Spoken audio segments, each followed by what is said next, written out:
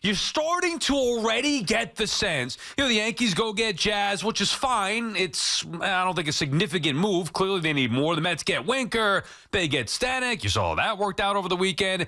They clearly need more. But here's one thing that I will not tolerate from either team in this town, because you're already starting to see some of the reports. Ooh, the asking prices are very high for a starting pitcher. Hey, I got news for you. The Mets needed the starting pitcher before Senga went down. So this is not news. It shouldn't be news to anybody. Certainly not the Mets. Oh, all of a sudden the Mets have been thrown for a loop because they now need a starter without Senga. No, the Mets needed a starting pitcher before Senga went down. So they shouldn't be all thrown for a loop and caught by surprise here. You want to be taken seriously. We said this last week before Senga took the mound, who, by the way, Senga is irrelevant this season. Let's not make it like it's a big deal. Kodai Senga is irrelevant. He didn't pitch. He pitched half the game. That's it. The Mets did all that they did without him. They can do it again without him moving forward. They needed a top-end starter. It sucks that he's not going to be that guy potentially, but they needed that anyway before he came back. So let's not hear about, the prices are high. Same thing with the Yankees. The Yankees won 2 games over the weekend in Boston, and that's great that they did, but none of the additions helped. And it's not Jazz. There's not the Jazz effect. I mean, the Yankees guys that were there got the job done. But let's not try now, whether it's the Mets or Yankees, to soften the blow of a potential flop at the deadline. If you want to be taken seriously from the Mets' perspective first, you need to go out there and get a top-end starting pitcher, high-end starting pitcher. End of story. They needed that before Friday. They certainly need that after Friday. You also need a legitimate bullpen arm. The one thing I said, now Winker takes care of the issues with the offense. Now it's just up to those guys to get going, to do what they have been doing the majority of the year, which I think they will do. But the offense is now set. You got the lefty bat, fine. Insignificant move or a minor move, good upgrade, good job by the Mets. They added bullpen arms, whether it's Maton, whether it's Stanek. They haven't added the bullpen arm. The Angels closer that went to Philadelphia, that was the guy. All right, too rich for your blood? Go get somebody else. Like a legit, not a take a flyer on a guy with a 4 or 5 ERA. Go get a legit lockdown arm in the bullpen. This if you want to be taken seriously. And if you don't, I understand that, then just wave the white flag. But if you want to be taken seriously going into the postseason, they minimum, the Mets needed a legit bullpen arm and a high-end starter. If the Mets don't come away with Snell, and I know Screwball is going to be a near impossibility, although I threw out the idea of taking on Javi Baez's contract. There are ways to get it done. Nothing's impossible. The Giants could have had Drake May. They just didn't want to pay the price that it would have taken to trade up to get to number 3. The Mets could get Screwball. They just don't want to pay the price in all likelihood. They could get Snell. Do they want to pay that price? They could be in and go get Flaherty. Do they want to pay that price? So they have to weigh their options. But if you're talking about being taken seriously this year, trying to go win a World Series, I don't want to hear, quote, they're going for it, and then see, they added Stanek and Winker, and then us thinking that, oh, yeah, that's going for it. That's not nearly enough. That's the bare minimum. Similar to what we saw in 2022. When they first got Vogel back, it was like, okay, yeah, that's a nice move, but there's more, there's way more to come. And that didn't mean Darren Ruff. They fell way short in 2022, and looked what happened. And again this year, now again, deadline's tomorrow, but you're starting to get the sense now, the asking prices are so high, and this, hey, you either go for it or you don't. So we'll see if the Mets are going to go for it. Similar with the Yankees. Did the Yankees want to go all in and double, triple down on this roster with Soto, or do they want to just get the guys that are convenient or easier to get? Adding Jazz, in theory, I guess, is great, right? He's a guy with star potential. He's been a star, terrific personality. I don't care what they say about the clubhouse. You look at the guy's smile. He's happy to be here, saying he'll play wherever they need.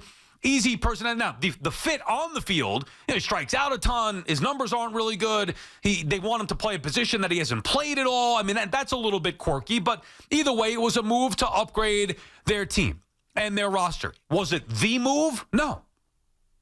Are the Yankees going to have the stones to make the move? So far, we haven't seen that. They were in on Paredes. He ends up going to the Cubbies. So, we'll see what the other moves are going to be out there. But did the Yankees need a starter? After you watch Rodon last night, you think, maybe not. But that's the problem. You just don't know. So I think they could use a starter. They could certainly use bullpen help. They need another arm in the bullpen. Which is it going to be, though? Is it going to be taking a flyer on some guys? What about third base? Where are the Yankees looking for third base? Is this officially it now? Or are they going to move Gleyber Torres, move Jazz to second, and then go get a third baseman? What moves? All those big moves that we were talking about for the Yankees and the Mets, they have not happened yet.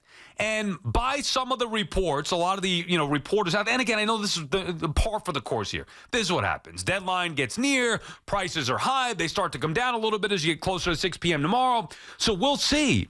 But both these teams, now it's different with the Mets because it's first year with President David Stearns. We're going to find out about Stearns. I think Cohen has the guts to go for it. We'll see this year. He also wants to keep the prospects intact. Keep all the farm system intact before, next offseason and trying to go all in maybe next offseason. So we'll see how the Mets play it here, but there should be no half-weighing. And it also shouldn't just be, a shocking sudden pivot because Kodai Senga went down. They needed a top starter anyway. And the Yankees have shown a reluctancy. Like, where's all the, all right, go get this superstar, that superstar, and trade Spencer Jones for it? I never bought that anyway, that the Yankees would trade Spencer Jones or Jason Dominguez, certainly. And they still might. Obviously, deadline tomorrow, so they could. But where are those big moves? Where are those moves coming? Are the Yankees going to go get a top starter to pair with Garrett Cole or have insurance in case Garrett Cole doesn't return to form? Are they going to go get one of the top bullpen arms available? Or is the price going to be too rich yet again? That's going to be the biggest question here because regardless of what you think of each, the Mets and Yankees, they are both in it. I mean, as bad as the weekend was for the Mets, it's laughable to think like, wow, they split a series with the Braves and now it's all over. It's all over. Oh, my God, they lost 2 games in a row to the Braves. What are we going to do? I mean, relax. Have you not learned anything from the start of the season? It's a long season. Now, 50-some-odd games to go. It's a shorter season here. But the Mets are right in the thick of things, and they're going to be in the thick of things throughout the course of the rest of the season. Will they make the moves necessary to put them over the top? Same thing with the Yankees. As bad as they have been, and they have been one of the worst teams in baseball outside of the historically bad Chicago White Sox for 7 full weeks before finally turning it around this weekend. In dramatic fashion, Saturday night, I might add. If not for the butcher, Tyler O'Neill in the outfield, I mean, maybe the Yankees would have lost that series. But nonetheless, they showed resilience. The offense starting to light it up again, even ahead of all the acquisitions. Will the Yankees go all in and put all the chips in the middle of the table, getting what fans think and what maybe the Yankees think, although what I trust more what the fans think, are the final pieces to putting a World Series team together? They're both right there. The opportunities are there. It's just a matter of who is going to go the extra mile to make the proper additions. You've seen other teams do it so far, making big moves. When will the Mets and Yankees step up and make the big moves? Because the moves they've made so far are fine. Those aren't the ones that are needed to get these teams to be legitimate World Series contenders. Certainly from the Mets' perspective, some could argue that the Yankees could be there anyway. I am not that person. I still don't trust this team. I think they need more. We'll find out what happens. But I don't want to hear about, the price is too high right now. You either are all in or you're not. This is your last chance to improve your ball clubs. Who's in? BT and Sal on the Fan. BT is off today. Our friends at Town Fair Tire remind you that at Town Fair Tire, you always get the guaranteed lowest price on name brand tires. From Connecticut to Maine, nobody beats Town Fair Tire. Nobody. Ray is in Waterbury, Connecticut. What's up, Ray? Hi, Sal. You're absolutely right. The Mets and Yankees are right there. And the Mets, they got us all excited. I don't want to hear anything about the cost. We know the cost is high, and they know the cost is high. All right, it's a poker game. I don't expect anything today. The prices will go down a little bit tomorrow. But you got to come away with a good starter and a good reliever, Sal. No excuses. If the Mets do not, thank you for the call, Ray. If the Mets do not come away from tomorrow's trade deadline without Snell, Screwball, or Flaherty, it will be a massive, massive disappointment and fail to a certain extent. And that's the big ask. But at the bare minimum, if they're not going to do that, at the bare minimum, they need another starter and a top bullpen arm. If they don't do that, I don't know what to tell you. Then they're just not going all in that, it was rumored to be. And here's the trick. I'm not saying the Mets need to get reckless and trade all their top prospects.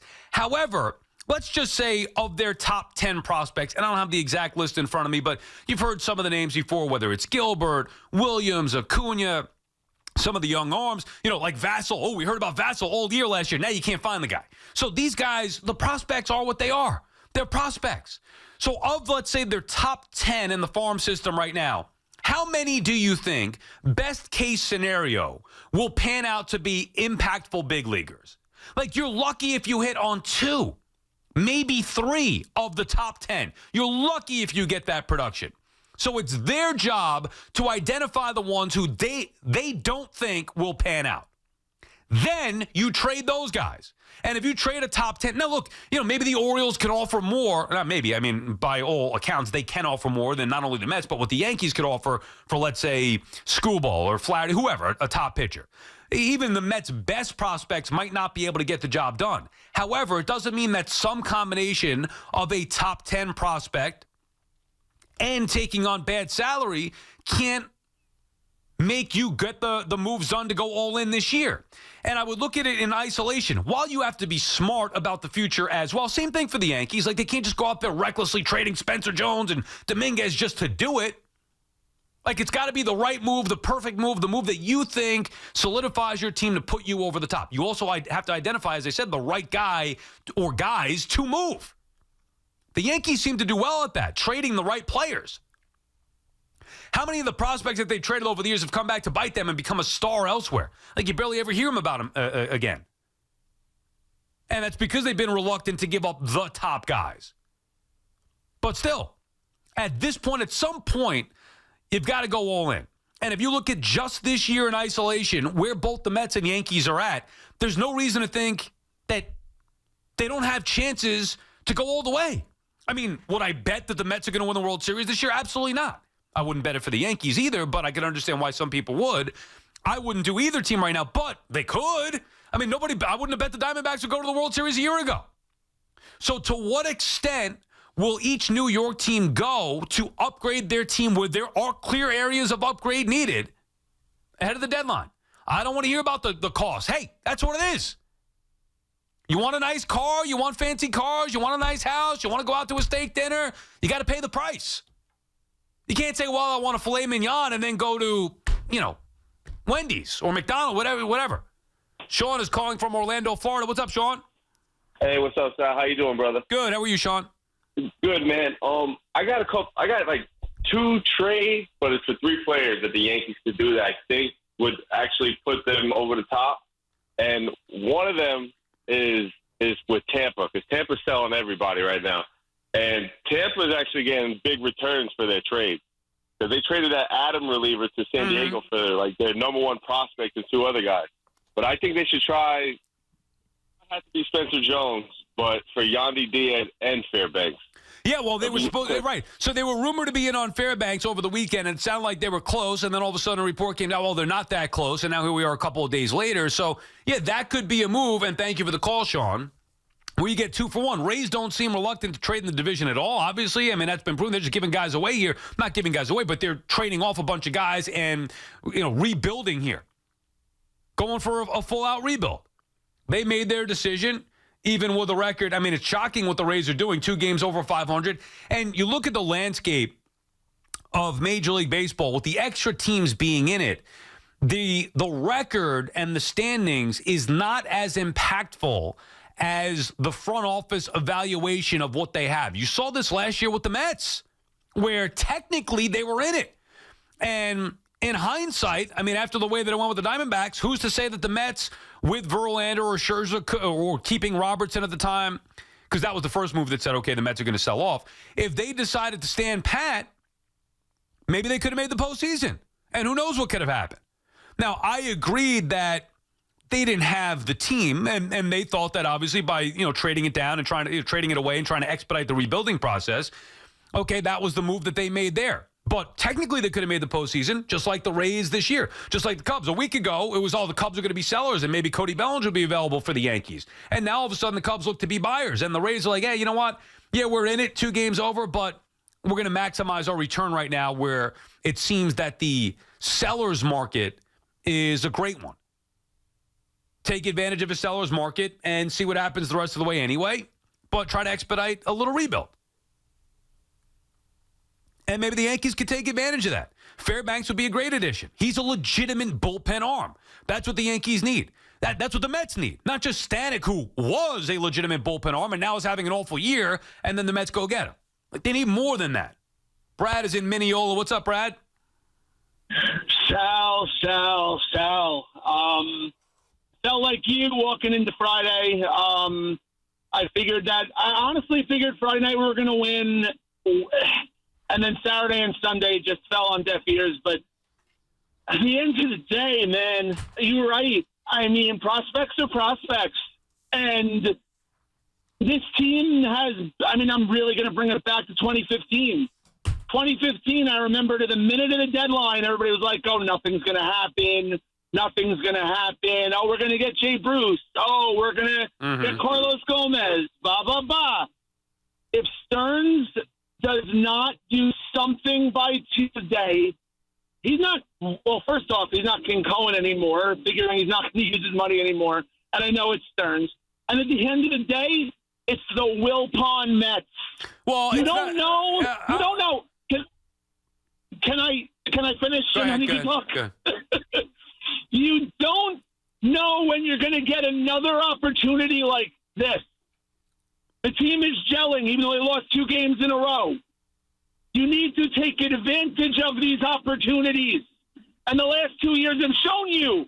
The Phillies got in and got to the World Series, didn't finish the job. Arizona got in and got to the World Series and didn't finish the job. If you're listening, David Stearns, Screwball, Flaherty, or Snell by Tuesday, like Sal said, or this is garbage. Agreed, Brad. Very well said, and thank you for the call. I agree with a lot of what you said right there. You never know how a season's going to play out. You can plan it out, map it out, next offseason, the following season, prospects come up this year, that year. You never know. What you do know is right now you have a shot. Forget the 2 losses to Atlanta. Everybody's making too big a deal of that. They split a series with the Marlins and Nationals, and now all of a sudden people are going to go nuts and be negative. Yeah, I think they missed a great opportunity to take 3 or 4. Okay, it happens. Big deal. They're 5 games over 500. They're still a game and a half back of Atlanta for the top wild card spot. They'll be fine. But if they want to go for it, there are moves to be made. Stanek and Winker are fine. Those are the appetizers. We want the main course. Same for the Yankees. Jazz is great. It's an appetizer. We want the main course. Will our teams deliver?